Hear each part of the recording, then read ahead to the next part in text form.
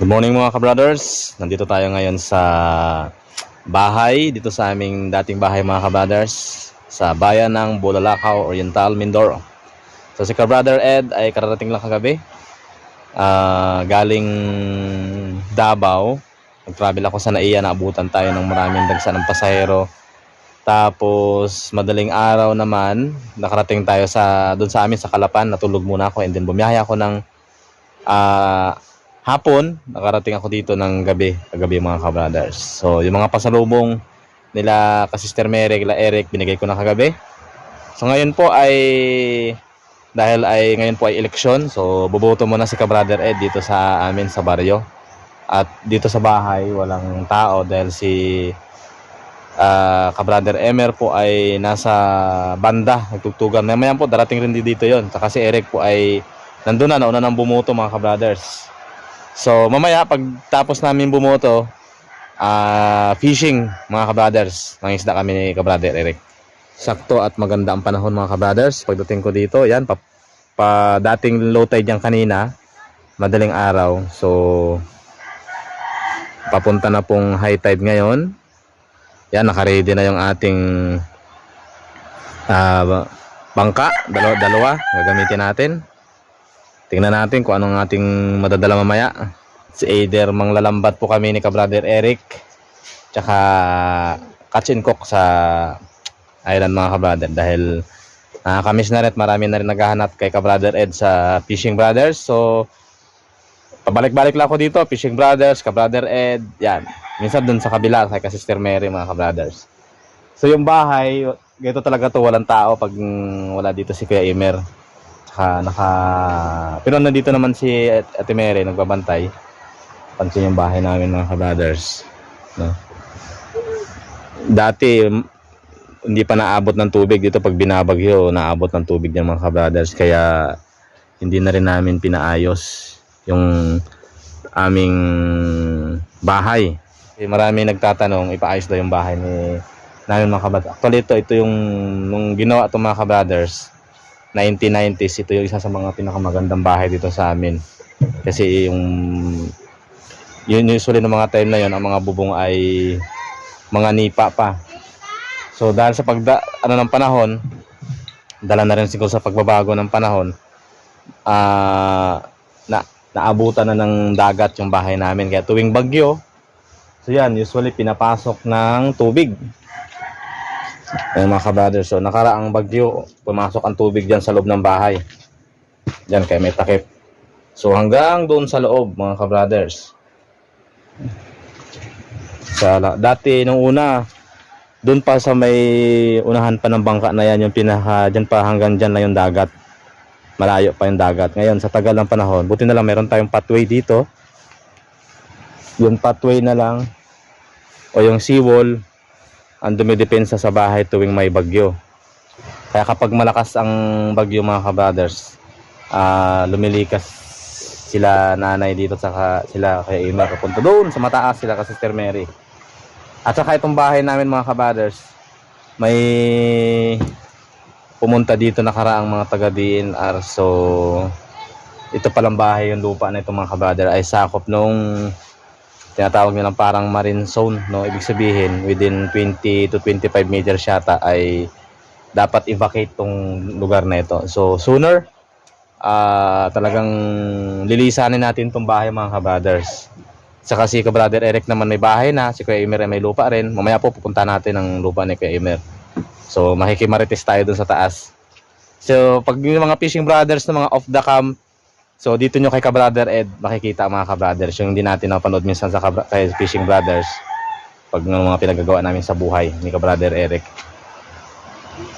Okay, so doon muna ako magbe-breakfast sa taas kay ka-Sister Mary, and then bubuto ako, and then afternoon mangisda kami ni ka-brother Eric. So let's go, punta natin si ka-Sister Mary.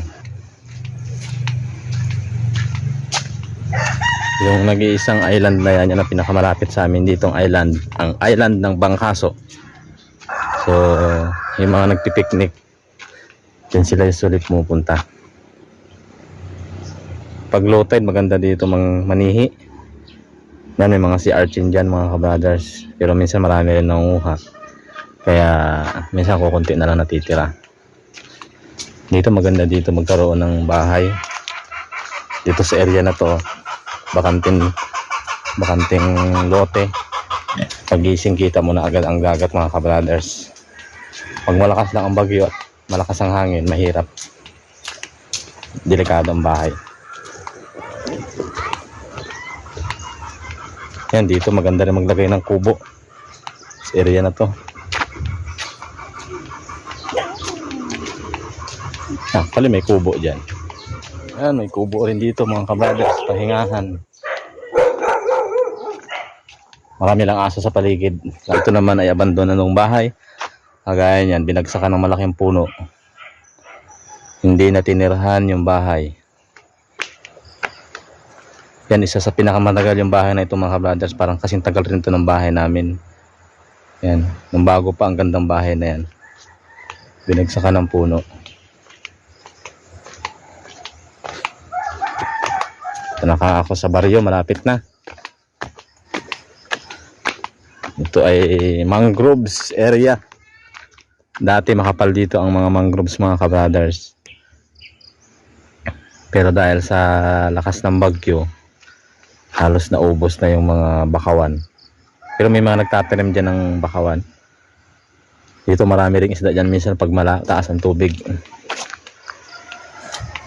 Ano? Kayang lakarin yung island. Sa amin, pag low tide, pwede mamasyal doon. So, pag malapit talaga sa dagat, madaling kakalawangin yung mga bahay kagaya niyan. Lumabas na yung mga ano sa konkreto. Meron pala tayo ditong wooden bridge. Punta doon sa island sana. So, pala kung di natuloy. Puntahan natin mga kabrothers. Ayan. Napakaganda. Ang purpose yan yata nito ay idiretso dun sa may island dito. Pero hindi lang natuloy. Hindi ko lang alam kung anong dahilan. Yan, napakaganda mga kabrothers. Yung wooden bridge. Actually parang ano siya. Parang pathway. Hindi siya talaga tulay. Diretso tayo dun sa unahan. Ito mga ganitong structure, actually hindi naman ito halos tumatagal. Temporary structure lang. Kasi pag malakas ang dagat, kagaya niyan, tatawid sana siya doon. Baka hindi na makatawid to kasi yung alon, malakas yung alon. So it's about pasya ko lang dito kayo sa amin. Yan, malapit na yung island Island ng Bangkaso. Diyan ay meron nang naka-occupied. May occupant na po yan dyan sa loob. May namamahala na. So pag tituloy-tuloy, so maganda sana to hanggang doon sa dulo. Kasi pagdatingin dyan banda sa unahan, pag lumakas yung bagyo, baka possible na masira rin. Kaya baka dito, hanggang dito na lang siguro yung tulay. Ito na yung daan papunta sa highway. Paakyat. Ito yung maganda dito, mayroong daan mula sa National Highway, National Road, hanggang doon sa baba. Kaya kasya ang sasakyan na 4 wheels. Yan mga kabrothers. Yun, diretso hanggang baba. So dyan pwede mag-park ng sasakyan. Kaso hindi pa dyan yung bahay namin. Lalakad ka pa ng mga 300 meters pakaliwa. Pero may daan rin dun sa amin mga kabrothers sa taas. Malapit dun. Hindi lang masyadong ito kalaki yung lapad yung daan. Doon kami dumadaan ni nanay minsan. It's more on personal with Brother Ed. Nagulat mula sa Bulalakaw, Oriental, Mindoro. Ayan na po. Yan, paglabas niyan, National Road na yan. Punta doon sa may Occidental, Mindoro. Ito naman, papunta doon sa Oriental, papunta doon sa bahay namin sa Calapan. So ito, ganito. May nakabili na ng lupa dito. Swerte nakabili ng lupa dito. Kasi marami kang pwedeng ilagay dyan na building, paupahan, tindahan, grocery, hardware, etc. Tabing kalsada. Kagaya niya mayroong gasoline station. So ang bahay ni Sister Mary ay yun mga kabrothers. Parang may kulay green. Yan yung nabili niyang bahay. Mura lang bahay na yun. Nabili niya nung year 2010 yata. 2011.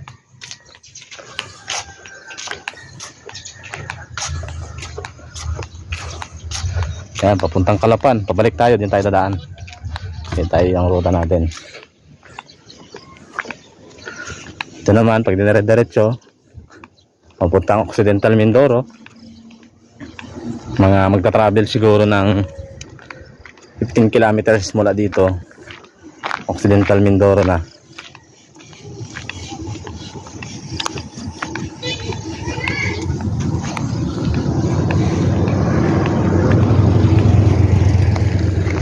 Yung bahay ni Sister Mary mga ka-brothers, actually hindi pa siya masyado tapos, paunti-unti lang kasi bumili kasi si Sister Mary ng yan, lupa, kaya dyan sa lupa muna binili sila. Ayun, sakto may pagkain. Let's go. Tita! May pasalubong na kayo kahapon, di ba? Tita. Nagpasalubong na kayo kahapon. Oo, ulit yung manok pa nga kinain nyo eh. Yan, naglita ang Kain mo ta. dito. Good morning. Good morning. Anong ulam natin? Gatas. Nagbili ako gatas. Tuyo? Ng probinsya yan, di ba? Tuyo, talbos. Akin talaga gatas. Talbos ng kamote. Talbos ng kamote. Daing. Tapos tuyo. Kape. Kagabi mga ka-brothers, pag uwi ko, na bumili ako ng lechong manok tsaka liempo. Kayang pasalubong natin sa galing sa Davao. Thank you kay tita. Busog na busog sila. Oh, buto na lang natira. Wala na, natira pa. Hanap ang nagdali. Nagputira pa kagabi. Nauna na ang pasalubong, mga ka-brothers. Nauna na, Nauna na. Ayan walang yung tanim. talbos. Oo. Talbos kamote. Talbos kamote ang nadali. Yan. With bagoong. Bale, itong lupa na to ay parte to ni Kuya Emir Manang, di ba? Yan, mga ka-brothers. Yung nagkabilihan ng lupa, itong area na to, ito yung lupa ni Kuya Emir. Yan mga ka-brothers, ngayon nyo lang nalaman. Nagkadikit yan, wala doon. Hanggang doon sa may, yung bahay na yun ay kay kapatid ko rin, si Miss Hayahay, yung teacher namin kapatid. Tapos sa kabila pa noon, kay Eric, kay Jean, saka kay ka-brother Ambet. Yan po. Yan yung ano. Actually maganda ito tirahan ng bahay eh. No? May tubig rin, supply ng tubig. Noong mga panahon na yun ay mura-mura pa ang bili. Halos pero ngayon, times 3 na ang presyo ng lupa dito o times 4 na mga ka-brothers. Biglang mahal kasi marami ng mga nagsulputan ng mga establishmento. Kaya mahal At ngayon mahal rin. May daing pa tayo dyan, no? Magdadaing na lang tayo. Daing na pinarito. Oo. May kamote. Talbos kamote? Ayun. Yan yung ating breakfast ngayon mga ka-brothers. Tayo naman ay sanay sa mga ganitong pagkain. Pagkain probinsya. Oh. Kaya nga gatas, bakit gatas ang ulam mo ya? Paborito niya ang ulam. Paborito? Ayan oh. Gatas. Gatas. Favorite ka talaga yan. Mas gusto niya pa sa isda. Pero para kanin bukid naman ang iyong kakainin. Kasi nung kaidaran ko rin yan, kagaya si Aya, kaidaran ko mga ka-brothers. Sarap talaga. Actually, mas gusto ko pang ulamin yung gatas, mga ganun kaysa isda kasi araw-araw halos isda. So we understand yung ano ng Mama, mga bata. ginapurga kami sa gulay eh. Oh, puro nakakasawa rin di ba pag gulay? Hindi ka naman nasawa? Sama minsan. Kaya nga ni. Pero kagabi ang ulam natin masarap. Talaga, thank you Lechon manok. Bisan to. Tapos liempo. Napanaginipan mo pa? Panamit pa naman nun. Masarap? Sabi niya, sana laging Busog. ganon. Sana daw laging ganon. Tapos may pasalubong pa galing Davao ng mga durian. Thank you Durian candies. Kaibang lasa. Sobrang sarap, hindi nagtunaw yung pagkaisasyon ko Minsan lang yan, minsan pag makawi lang dito si ka-brother. Once a week lang yan. Once a week. Oo. Once a month. Yung daing, Ayan, hidaing tayo. Ito. Ayun, pirito na. Ito masarap no? Ihalo natin sa gulay yan. Yung mga ka-brother, so daing na danggit. Yan, Masarap yan, hindi siya maalat no? Ito yung dalagang bukid. Yan dalagang bukid. Okay? Ito yung maraming. Kakain muna si ka-brother Ed, mga ka-brothers. At mamaya, pag natapos, saka tayo mangingisda. Sika, ano ang next mo ngayon? Next vlog? Mga Yan, yung kamuti, hukayin namin, lagayin lang namin yan. Ito yung mga ano, sa mga ka-Sister Mary viewers ng mga behind the video na hindi niyo napapanood sa ka-Sister Mary. Oo. Ito yung kay Brother Ed sa pag-uwi ako lagi dito. Yung mga ginagawa namin dito sa ano, kagaya si Aya, di ba ya? Nahiya pag siya, no? Ini mama. Uy, nakape na si ate. I'm not allowing you to drink that. Inihaw lang, solved na. Oo. Pag may talong, masarap rin, no? Wala pang bunga. Wala pang bungang talong. Bagong tanim pa lang. Inihaw lang bago may suka. Oo, suka. Suka ano? Inihaw na daing. Hindi po yan maalat. Hindi. Si Eric ang nag-ano niyan eh. Nagdaing. Daing. Nahuli sa lambat. Shoutout dyan kay nanay. Kay Meses, mga ka-brother. Si nanay po ay susunod po dito sa akin mga ilang araw. Tapos ako naman ang babalik doon sa kay Meses, mga ka-brother, sa Calapan City. Nauna lang ako dito umuwi. So si nanay niya po, abangan niyo po sa ka-Sister Mary YouTube channel. At nag-transform si nanay ngayon. Oh, nako, hintay ko yan. Wala. Nakita ko sa picture. Mukhang bumata daw ng ano, 20 years. isa't kalahating taon. Nagpa-blooming si nanay. So abangan nyo po si nanay doon sa Sister Mary, mga ka-brothers. Kahit sa Fishing Brother, magkasama rin yon. Wala, yung pasalubong lahat. Ayan. Pasalubong. Ako na, abangan ng pasalubong. Maganda ka ngayon la eh. Maganda ka ngayon.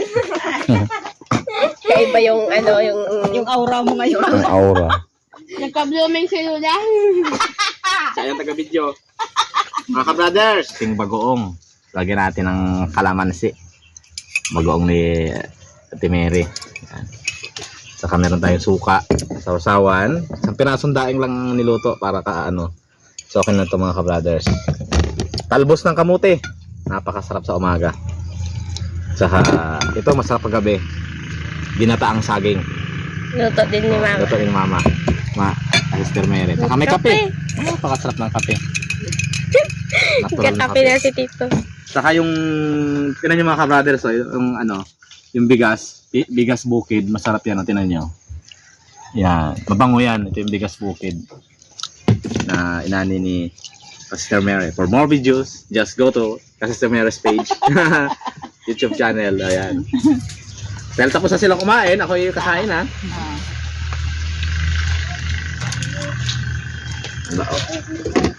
Masarap ang kape. Ito magkakaganong kumain, tapos lalipad ay ano, Nasarap niya sa akin. environment. Sarap. Sarap yan. Tuyo lang. Yan talagang pagkain ng probinsya.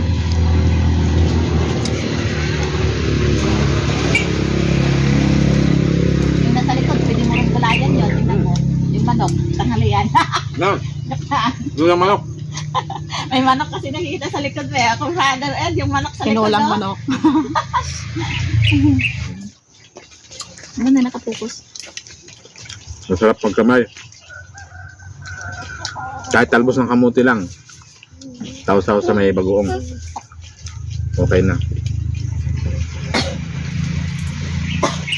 Tapos may kape.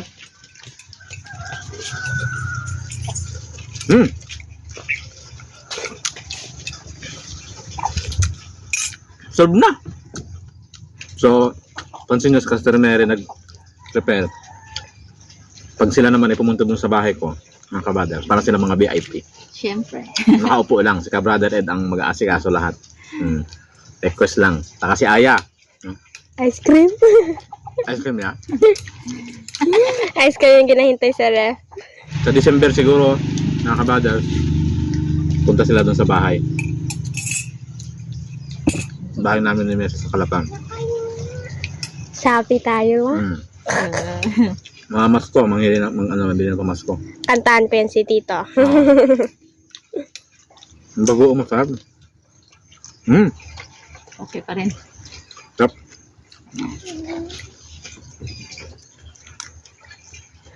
Ang gataan. May alat-alat, may tamis-tamis. Pagkasarap. Sarap.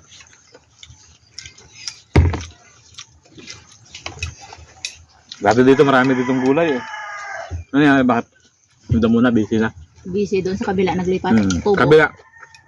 Meron kayong gulayan, no? Tubo. Ang bagong pinindupan eh.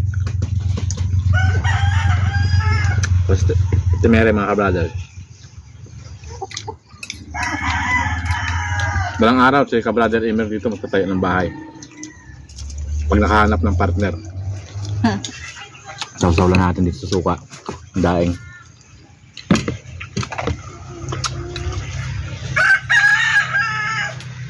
Solve na. Talbos kamote lang mga ka-brothers. Buhay na, oh.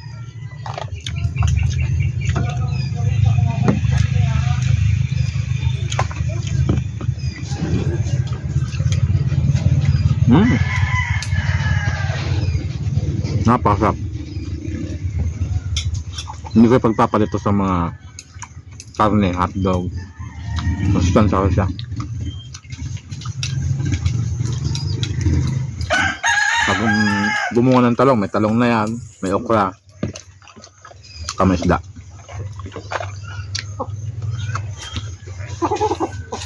Okay? Sarap ng kanin.